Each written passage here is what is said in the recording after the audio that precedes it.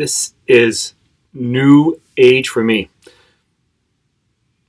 Hey everyone, it's Donny Mangos, and this is the What's Up with Real Estate in Toronto podcast. And those that are watching this, not listening, can see this is like a captain's log kind of confession style of an episode. I'm literally in the attic space above my kid's bedroom. Why, you ask? We are in the middle of this whole coronavirus epidemic thing, and in this house is a kid doing ballet on the ground floor in one Zoom call. The next floor, there is a kid doing some math homework on a computer. And then somewhere else in this house is my wife working on her computer and my father-in-law. So I'm sure that my scenario is kind of like yours. It's fun times. This is uncharted territory. We've heard all these cliches, all this stuff, and it's all true. And with that said, cheers. Yes, everybody, it is late afternoon. It's almost evening, so close enough. And I deserve a drink, as do you, if that's what you're after. So I'm in an attic because, honestly, I discovered this at a need, but I realized the acoustics in here are pretty good. It's pretty, dead. The sound doesn't really bounce around, and that's not like the rest of my studio, aka house. A few things that I want to talk about, and that's why I'm taking to video and audio for the listening audience. I'm alone.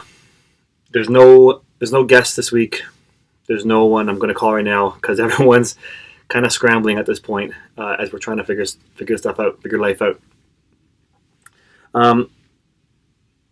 But I feel like there's a lot that's happened in the last couple of weeks that needs to be talked about, a la coronavirus and how it affects life and how it affects real estate in Toronto. This is, after all, a real estate podcast, right? We, as realtors, got hit just like everybody else. The inability for a server to go and wait on tables because there's no one allowed out and into the restaurants. We're kind of facing the same issues here. We can't get out and see places for sale. We can't really list places for sale the way we would before because sellers that have houses or apartments, condos that they want to sell, they don't want people in their house. They don't want people coughing and spitting and whatever, sneezing, all that kind of stuff. So they just figure better safe than sorry. On top of that, you got Ontario rules, Toronto rules, everything saying stay inside, stay home. And that hasn't really been very conducive to a very active real estate market. And the stats that I'm pulling up, sorry about that. The stats that I have here indicate that, there has been an effect from coronavirus on the Toronto real estate market. I'm just going to pull up a screen while I'm speaking here. Comparing March 2020, so the month we just finished, into March 2019. So comparing, that's how we normally compare stats, is year over year, because the time of the year is very relevant, very important, if you want to see how we did this year as opposed to last.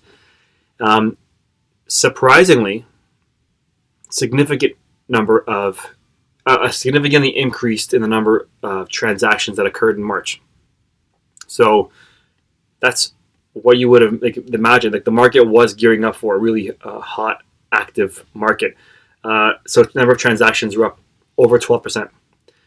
And the number of listings that came out on the market in March, this March versus last March, was down 31.5%. So that's pretty, this is the number of active listings that are available right now, let's say at the end of the month. But here's what happened with price. And a lot of this is skewed towards the first half of the month. Okay.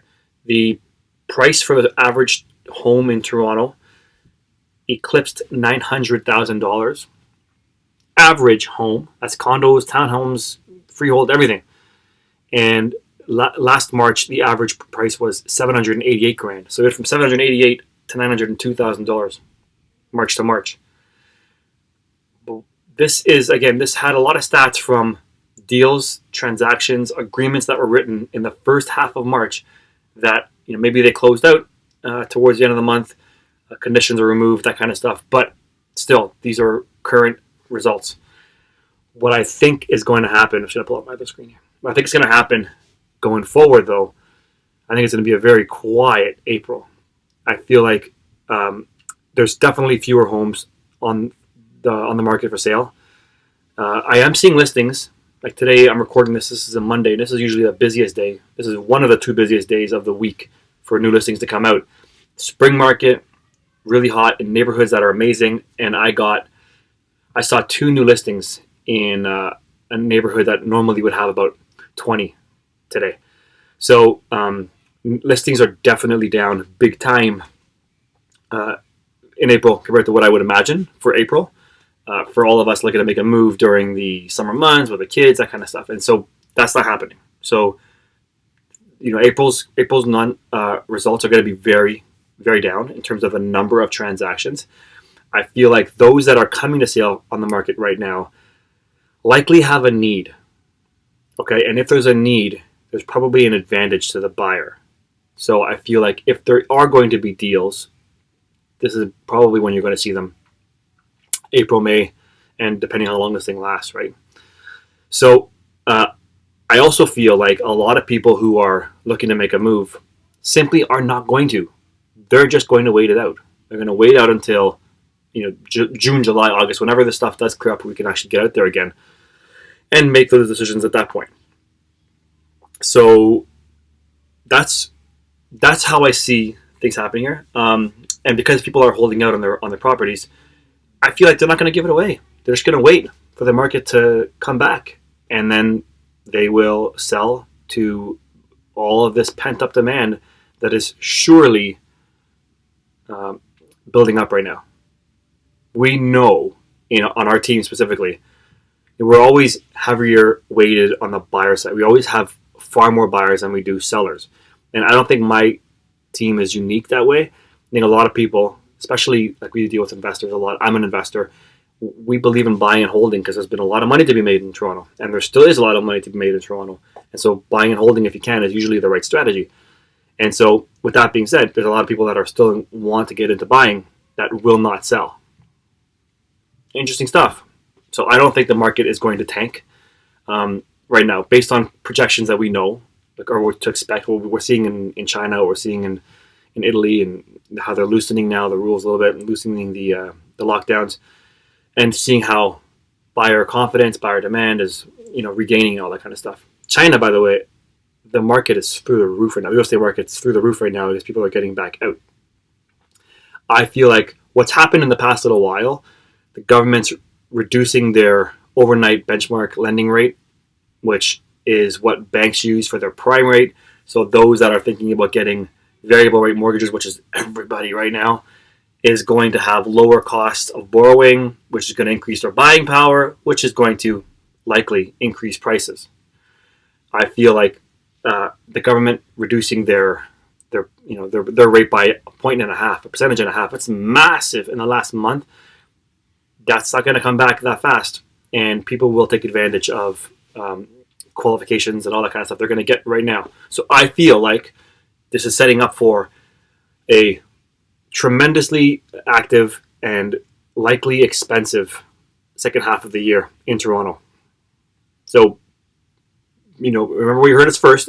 I feel like this is really going to happen, and this could be an opportunity now that the market's on pause. If there are people on the fence right now, this could be an opportunity to get in before all that happens. Once everything stabilizes, the immigration patterns are still going to show a huge surplus of people, a net surplus of people coming into Canada, especially into Toronto. And I feel like nothing is going to happen in the next little while that's going to change people's, globally, their minds about where they want to live and them wanting to come to Canada, especially in light of how we've handled coronavirus versus some other countries. And order and law and diplomacy and all that stuff. One thing that's come out of this was how the tenant and landlord dispute. God, I don't want to use the word dispute, but there's been There have been some government programs recently that have told banks to allow the homeowners to decide if they want to defer their mortgage payments. They can defer them, not forgive them. They don't have to. You still got to pay them, but they'll add them on to the end of the mortgage. So instead of having a mortgage that was going to end in 25 years, now you can have a mortgage that's going to end in 25 years and 6 months. And so the longer you have that, the more interest you pay. It actually makes the banks a lot more money. So that's pretty fantastic for the banks, right? But yeah, it does give you a little bit of relief now if you want to defer your mortgage. Somehow,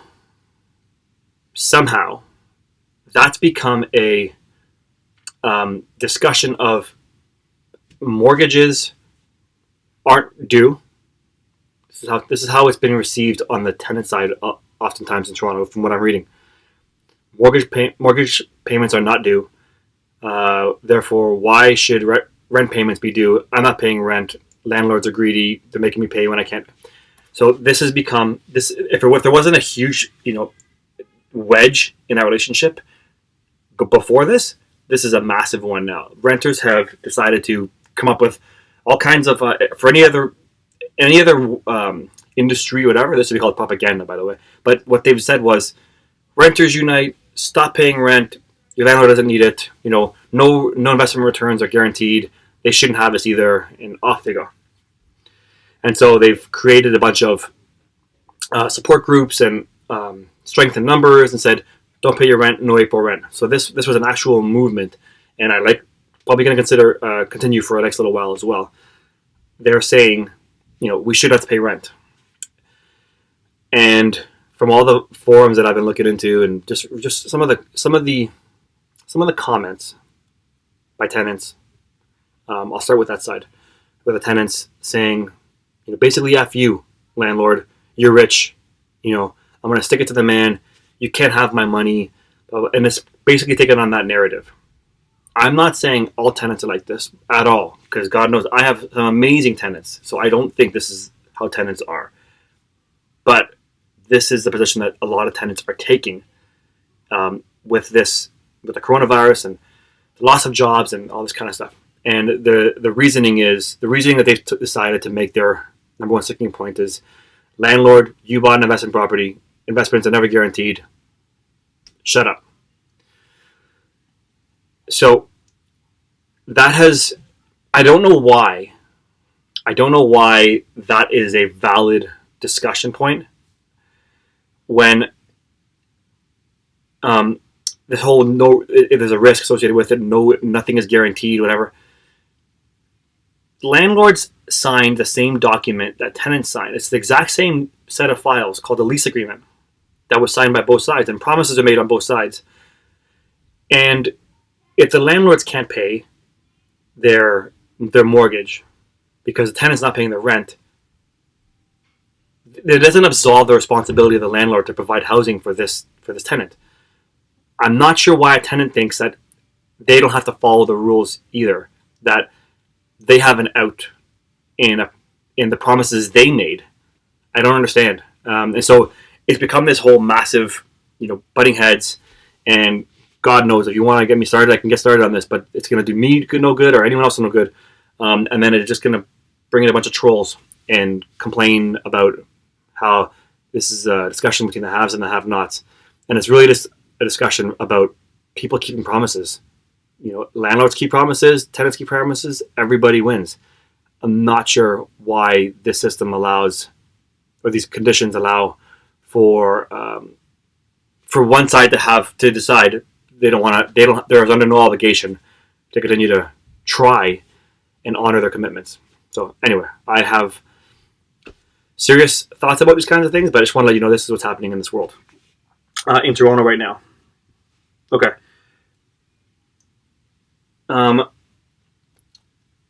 What we're also noticing is, because landlords or owners don't want people to come into the properties and spoil them with spray coronavirus on everything, you're seeing a lot of buildings, a lot of condos deciding that they're going to stop allowing short-term rentals, which is going to reduce the flow through. That's going to reduce the number of Airbnbs, which it already has, and you're going to start seeing more and more listings come to market on the long-term rental side and maybe even for sale side. If that all happens, there's going to be an oversupply, and it's going to be a temporary opportunity for somebody to take advantage of a reduction in price. Seriously. So be on the lookout for that. If you are thinking about, is this an opportunity? What should I do here? I can only remember in the last decade, I guess it's more than that now, 2008. I don't know, there was a gap in 2015, 16? 17. Anyway, there was a gap for about 3 months as well in the Toronto real estate. Oh, it was 2017 when the government introduced a new affordable housing, whatever, and changed stress tests, all that kind of stuff. And when that happened, there was again a short-term opportunity where things just went on pause, and it gave buyers an opportunity to get in the market and make some good returns. That's kind of where I feel like we're at right now. Also, how, you ask? I just feel like this, like I said, the signs are all there for the market to recover once it's ready, once the whole entire world stabilizes.